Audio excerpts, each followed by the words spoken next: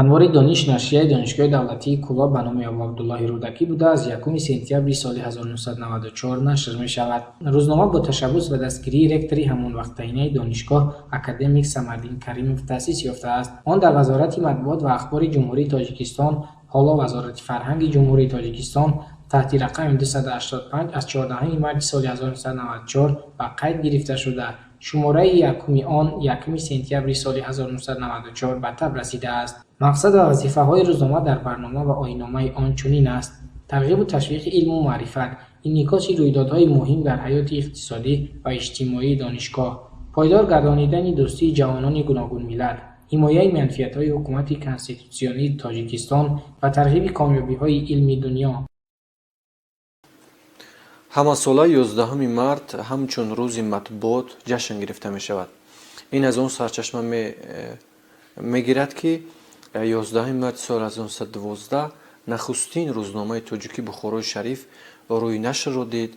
ва аз ҳамон замон то ба имрӯз мо ин рӯзро ҳамчун рӯзи муборак ҷашн мегирем. ва бояд қайд кунем ки 153 шумора пас ин рӯзнома баста шуд ва имрӯз боиси хурсандӣ ва сарфарозист ки зиёда аз 400 расонаҳои телевизионӣ, радиоӣ, расонаҳои чопӣ имрӯз дар Тоҷикистон фаъолият мекунанд ва тамоми мушкилу камбудиҳое ки дар ҷомеа ва мардум доранд онҳоро баррасӣ мекунанд. рӯзномаи анвори дониш нашрияи расмии донишгоҳи давлатии Кӯлоб ба номи Абу Абдуллоҳи Рӯдакӣ мебошад ки аз соли 1994 фаъолият мекунад то ба имрӯз ва дар як замоне ин рӯзнома фаъолияти худро оғоз кард ки бисёр як замони мушкил буд, яъне солҳои ҷанги шаҳрвандӣ буд ва нахустин сармуҳаррири он устод Аламхон Кучаров, доктор илмҳои филологӣ, профессор, узви вобастаи Академияи илмҳои Ҷумҳурии Тоҷикистон мебошанд ки бисёр бо заҳматҳои бисёр тавонист ин рӯзномаро бо кӯмаки дастгирии ректори ҳамон вақта Каримов Самардин академик ин рӯзномаро таъсис бидиҳад ва фаъолияти онҳоро оғоз бикунад. ва ба ғайр аз ин баъд аз устод Аламхон Кучаров, Нуриддин Насимӣ устод ва баъди он устод Аҳмад Алиев, номзади илмҳои филологӣ дар Синд, баъдан журналисти бисёр касбии хуби мо, худо раҳматаш кунад, Аслон Исломов фаъолият карданд. баъд аз он муаллимаи гиромии мо айни ҳол ноиби ректор оид ба муносибатҳои байналмилалӣ Шарофат Худойдодова сармуҳарририи рӯзномаро ба уҳда доштанд. баъдан яке аз рӯзноманигорои касбии минтақаи Кӯлоб, бисёр рӯзноманигори хуб, Бахтиёр Сафаров, устоди донишгоҳи давлатии Кӯлоб, сармуҳаррири ин рӯзномаро ба уҳда гирифтанд ва баъдан мо аз соли 2016 сармуҳаррири рӯзномаи анвори дониш мебошем. ҳои аввал анвори дониш дар ҳаҷми 2 саҳифа дар формати F3 ҳафтаи як маротиба бо теъдоди 200-300 нусха нашр мегардид. мазмуну муҳтавои мақолаҳо дар шумораҳои рӯзнома сол то сол беҳтар ва муаллифону хонандагони он зиёд мегардиданд. инчунин саҳифаҳои рӯзнома ба 4 ва теъдоди нусха ба 800 расонида шуданд. аз соли 2006 то соли 2008 ҳаҷми саҳифаҳои рӯзнома ба 12 саҳифа расид ва аз 1 сентябри соли 2016 рӯзнома дар ҳаҷми 16 саҳифа чоп шуда истодааст. мо дар остонаи таҷлили 110-солагии рӯзи матбуоти тоҷик қарор дорем ки ин санаи муҳими таърихӣ аз оғози нашри аввалин рӯзномаи тоҷикӣ Бухорои Шариф шурӯъ гардидааст ва бояд қайд намуд ки имрӯз дар ҷумҳурии соҳибистиқлоли Тоҷикистон аллакай теъдоди зиёди рӯзномаву маҷаллаҳо ба нашр мерасанд ва ҳамчунин радиову телевизионҳои зиёди ҳам мустақил ва ҳам давлатӣ арзи вуҷуд доранд. ва бояд қайд намуд ки дар донишгоҳи давлатии Кӯлоб низ рӯзномаи анвори дониш ҳамчун як нашрияи муҳими соҳавии бахши маориф дар худ таҷассуми ҳамаи дастовардҳои даврони соҳибистиқлолии кишварро мекунад ва замоне ки ман дар ин рӯзнома ба ҳайси сармуҳаррир фаъолият мекардам, он қадар имкониятҳое ки имрӯз дар дасти ҷавонон ҳаст, дар он давра он қадар имкониятҳо хуб набуданд ва имрӯз нашрияи анвори дониш бо истифода аз ҳамаи технологияҳои муосир ва сомонаи худро дорад ва то ҷое медонем моҳе 2 маротиба нашр мешавад ва дар он ҳамаи дастовардҳои давраи соҳибистиқлолии кишвар ва ҳама он ҳаводису ҳамаи он чорабиниҳое ки дар донишгоҳи давлатии Кӯлоб ба вуқӯъ мепайванданд онҳо инъикос карда мешаванд. рӯзномаи анвори дониш аз гузашта то имрӯз тавонистааст ки баҳри ҳифзи арзишҳои миллӣ, манфиатҳои миллӣ, ҳамчунин дастовардҳои бузурги истиқлолияти давлатӣ ва ваҳдати миллӣ ки бевосита онҳо заминаи асосии таҳким ва пойдории давлати имрӯзаи Тоҷикистон мебошанд, аз худ як нақши муассир гузошта бошад ва дар афкори мардум бахусус дар афкори омӯзгорону донишҷӯён ки онҳо созандагон ва мубаллиғони сиёсати пешгирифтаи имрӯзаи давлату ҳукумати ҷумҳурии Тоҷикистон мебошанд, бисёр ҳам нақши назаррас дорад. дар солҳои аввали ташкилёбӣ роҳбарияти донишгоҳ ба рӯзнома диққати махсус дода барои беҳ намудани мазмуну мундариҷаи ҳар шумораи он дастуру маслиҳатҳо дода ёрию кӯмаки амалӣ мерасонданд. хосатан академик Каримов, профессорон Ибодов, Ғуломов, Акбаров, Саидов, доцентон Аъзамов, Саидҷаъфаров, Шарифов, Мирзоев, Расулов ва Мустафоқулов пайваста дар ҷолиби диққат гардонидани рӯзнома саҳм доранд. дар маркази диққати рӯзнома инъикоси сиёсати хиратмандонаи президенти ҷумҳурии Тоҷикистон муҳтарам Эмомалӣ Раҳмон, иҷрои дастур супоришҳои Вазорати Маориф ва илми Ҷумҳурии Тоҷикистон, Вазорати фарҳанги Ҷумҳурии Тоҷикистон, роҳбарони вилояту шаҳр ва роҳу нишондодҳои раҳбарияти донишгоҳ мебошад. ҳамчунин дар ҳар шумора роҷеъ ба ҷараёни таълим, роҳҳои беҳтар кардани сифати таълим, ҳаёти рӯзмарраи донишгоҳ, набзи ҷамъомаду чорабиниҳои илмӣ фарҳангӣ, варзишии донишгоҳу ҷумҳурӣ, хабару мақолаҳои пурмуҳтаво чоп мегарданд. бисёр матлабҳои ҷолиб, рӯзмарра ва хондани боб ба нашр мерасад ки тамоми ҳайати бисёр ҳазор нафари донишгоҳи давлатии Кӯлоб ба Абдуллоҳ Рӯдакӣ ба аз моҳият ва мазмуни ин рӯзнома як ғизои маънавии хубу боризӣ барои хеш мегиранд ва дар баробари ин чун дар баробари ин шароити замон тақозо мекунад ки ба ин замон ё ки ба технологияи муосир созгор будан тақозо мекунад, нашри анвори дониш дар шабакаҳои иҷтимоӣ саҳифаи хосаи худро дорад ки метавонанд хонандаи аз дур ё хонандаи электронӣ ё ки гуноҳҳои электронӣ ин дастрасӣ мардум мегардад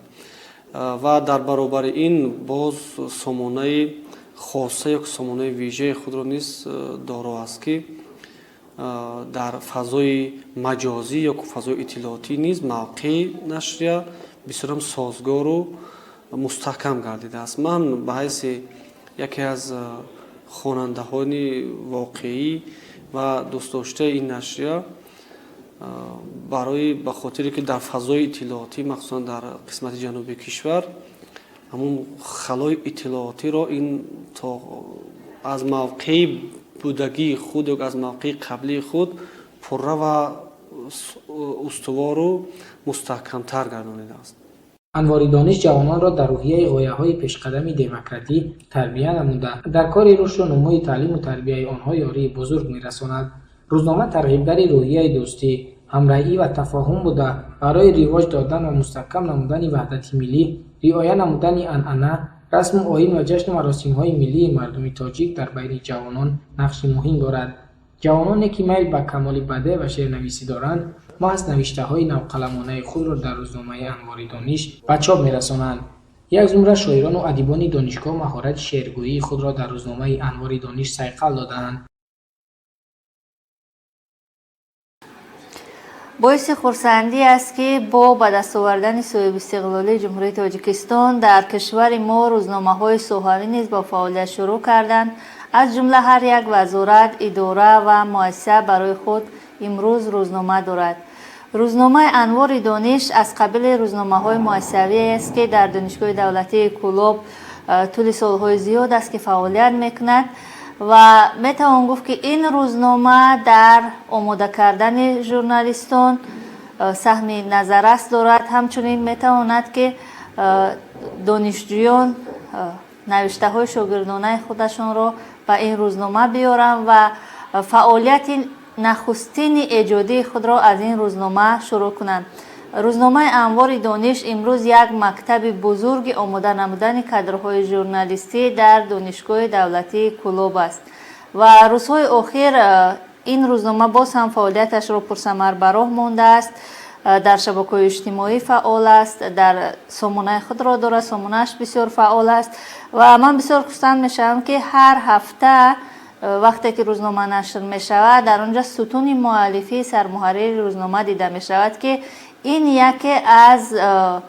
عامل‌های گویم اساسی برای مطبوعات است. یعنی که هر صفحه باید که ستون مؤلفی از جانب مؤلف یا که سرمحرر در روزنامه جای داده شود که در روزنامه‌های پیشرفته چنین است و باز هم امیدوار هستم که سطح و صفت مواد روزنامه بهتر خواهد شد.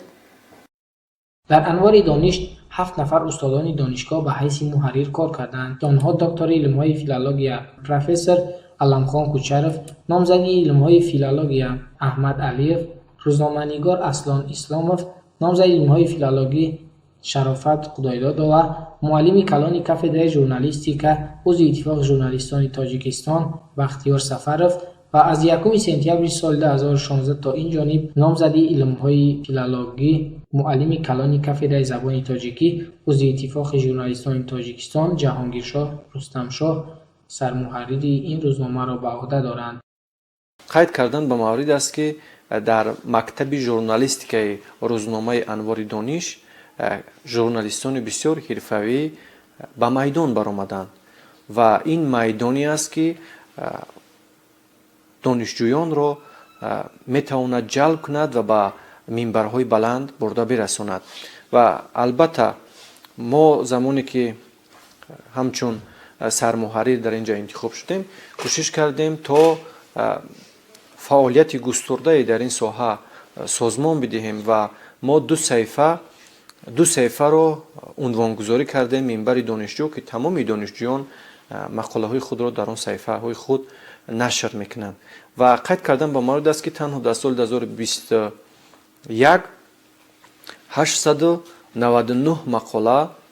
از دانشجویان روی چاپ را دید که این بسیار خوب است و همه ساله این تعداد باز گسترش می‌یابد و باید قید کنیم که در روزنامه انوار دانش امروز فعالیت در سمت‌های گوناگون به راه مانده شده است و ما روزنامه داریم که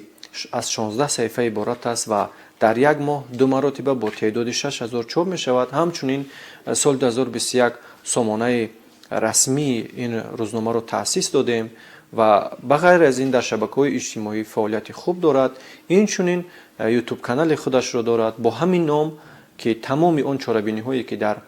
دانشگاه گذرانده می شود و آن واقعه‌هایی که صورت می‌گیرد حتما در